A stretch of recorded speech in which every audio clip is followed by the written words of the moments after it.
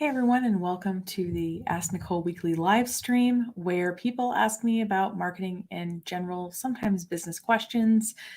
And this topic today hits both of those. And it's all about having a marketing intern. So, my name's Nicole, and I'm back in one of my offices now. And I wanted to talk about this topic because I think it's kind of important that we understand what interns are capable of, what they can be successful at, so that we can give them a good experience and also so that we can get work from them that is what we expect. So, like I said, a lot of times people, get a marketing intern and they don't quite know what to do. And I will say, after scheduling this broadcast last week, within like an hour of scheduling it, I got this message. Now, I got permission from this person. I blurred their identifying information, and I just want to share it with you, or just real quick. Hey, I'm really glad to see your marketing intern FB live coming up because I know too many people, including myself, who've been in this position. I got hired with almost no marketing experience or training and was expected to just know how to do it. That being said, I want to let you know that I'll be leaving X job in the next few weeks because I've reached my breaking point.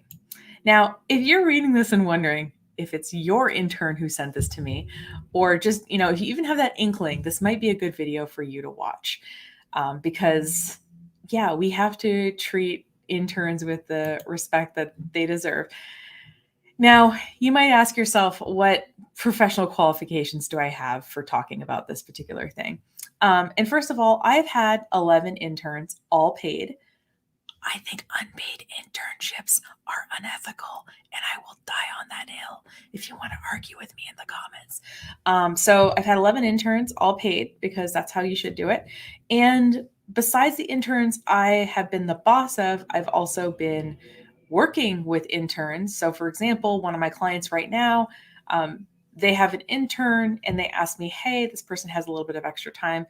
Could you use them maybe for some marketing help? So I've been using this intern, I think, to great success. And by using, I mean like working with, to great success. And I've also trained a lot of interns too, in different internship programs. They've had me come and do a bit of a marketing piece with them. So point being is that I have experience working with a lot of interns in different capacities. So I'm coming at this with like real life experience versus maybe management training, which I don't have. Now, I'm going to do a couple of Captain Obvious kind of things here. And once I say these things, you'll see where I'm going, I think. So, first of all, just because you personally use a website does not mean you know how to use a website or have business applications for how to use this website. So, for example, like I'll take TikTok, right? Like you might watch a lot of TikTok videos, but that doesn't mean you know how to figure out what sounds are going to be trending. That doesn't mean you're looking at TikTok analytics. That doesn't mean that you're figuring out how to sell things on TikTok. You can just be a user of the technology and enjoy it. So, like I said, this makes sense when we see it in this personal, I'm a personal listener of audiobooks, right? I listen to a lot of audible audiobooks. That does not mean I could produce an audiobook or, market an audiobook in any sort of way. So this statement you probably can agree with, right? Makes sense that just because we're a personal user of something does not mean we know the enterprise applications of it.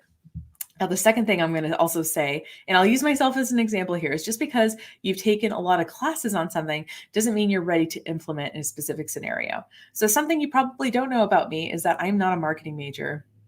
I am a geology and a French major. So I've actually taken 8 French literature classes ranging from 17th century French literature to modern Quebec fiction. Okay, so like a fair bit of French history there. And if you were to ask me to make you a reading list of French female authors for a class, let's say you're doing a semester-long class and you want me to generate you a list of, poems, essays, and books that should be on that list and maybe justify their existence there, I wouldn't be able to do that, even though probably better read in French classics than I am in English classics. So these things, right, they make sense. These two statements I've just said, right? Now let's think about what happens when you tell a marketing intern that you want them to do the marketing strategy for your company, okay? Actually, what comes to mind minute you say this, if you've ever watched The Office, okay, there's an episode where Jim he has a new boss, and the boss asks him to get him a rundown by the end of the day. So Jim proceeds to spend the entire episode trying to figure out what a rundown is. He calls his dad. He searches on Google. He talks to his coworkers. Like he's just trying to figure out. And at a certain point, he can't ask anymore because he, has gone too late in the day and he can't do it. So anytime like someone tells me that they're going to ask an intern for marketing strategy, I picture this poor intern like Jim trying to figure out what this person means. So besides putting someone in, I think what feels like a really big and impossible situation, there's two like actual, I think, practical reasons why this is not a great idea.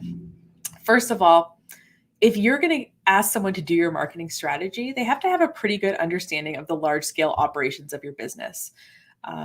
And that means, being able to ask a lot of questions. Now, something, if you've ever met with me in person, you've probably seen my marketing questions list. It's a list of questions. I typically print one out for the person I'm meeting with, and then I have one, and I use mine to take my notes. But I like them to kind of see where we're going. And if it's digitally, I might just be taking notes off the screen while asking you these questions. Now, sometimes what happens is people will say something unexpected, right? So someone might throw out there, oh yeah, well, when we did that Groupon thing, that seemed to work well a few years ago. Okay, there's no questions on my questions list about specifically asking you about Groupon. But you can bet your bottom dollar that if you mention that, I'm going to ask you, how did that go? Like, did you, have a set number, or did you, see how many you could sell in a given time period? How many people redeemed the Groupon? Did you get the email list of the people who bought the Groupon after you ran the promotion? So these are all questions that I'm asking, right? And there is no way, I think, an intern could feel comfortable thinking of large scale operations that way. I don't think it's fair to expect that because, I've just worked with a lot of businesses, so I know what kinds of questions to ask. But the second thing you're asking this person to do is basically talk to everybody of importance in the company. Because honestly, what I find as a marketing consultant is the most underutilized resource in the company is its employees typically. And what I end up doing is looking at the problems, and then I look at the talent within the business, like, who has the interest, who has the time to kind of, who can do some of these tasks, and matching them up, and then filling in where I can, or bringing in, another company if we need, a different service. So basically, this marketing intern is going to have to talk to either the heads of all the departments in your company, or if you have a small company, maybe they're just going to talk to everyone. And that's immediately like kind of an overwhelming thing to ask a brand new person to do on your behalf. So I get it. I've just spent 8 minutes telling you why not to do this to an intern. Why not to say, oh, let's have you do our whole marketing strategy, and how that would feel very overwhelming and something that maybe they wouldn't feel very successful at. So what kind of projects can you give a marketing intern? Well, to me, like these projects have to fit 3 kind of criteria.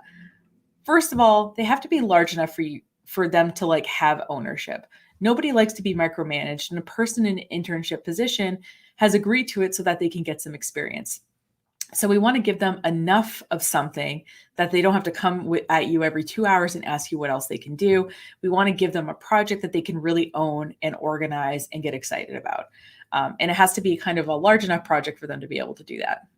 The second criteria I would say for a good internship project is that it is not so integral that if it gets delayed, or if the person actually can't do the work, occasionally you will get someone who can't do it.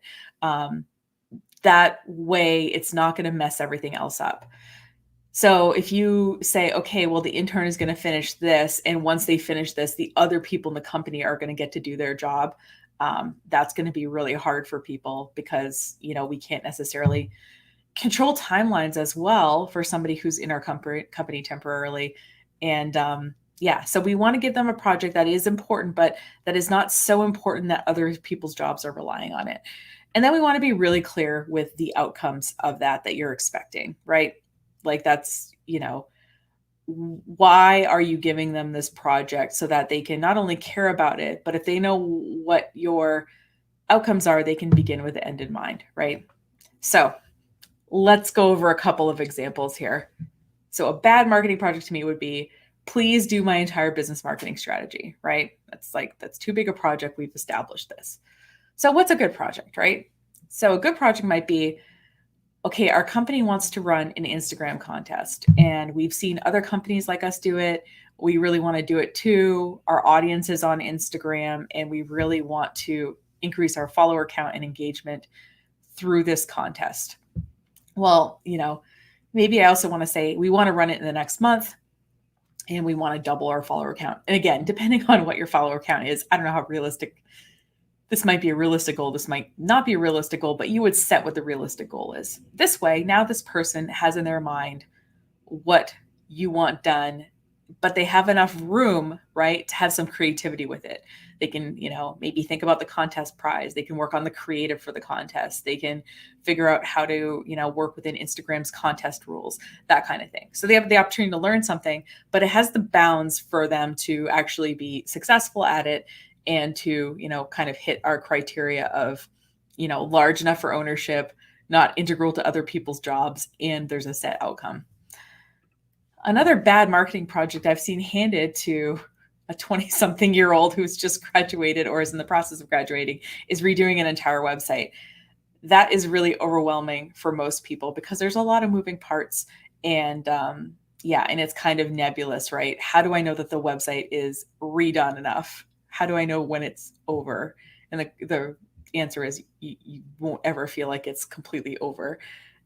So what can we give them instead? We can say, we really want some case studies on our website. We have these 5 clients. They've agreed to work with whoever's writing the case study. Here's their contact information of these 5 people who've agreed to do case studies. And we'd like it if you did some video with them. We're going to probably do these, you're probably going to talk to them over Zoom. If you can get a video clip, we'd love a video clip with each, testimonial or case study. And obviously, we want them all formatted pretty much the same. Again, it's a large enough project I can really sink my teeth into. I have some creativity in terms of how it's done. But I've been given some parameters so that I could be successful. I know what you want. And if this thing doesn't get done, right, it's kind of on me. Now, I'm going to do a couple of little things in here. One is I will say that it's really helpful, especially if this intern is pretty new in your company or is pretty new to this role, is to give them some parameters to seek out help. So hopefully they have a colleague within the company. I'll get to that in a second. But at a certain point, they might come across something they don't quite know about. So what I say, for example, to my staff is I say, hey, I'm going to give you something.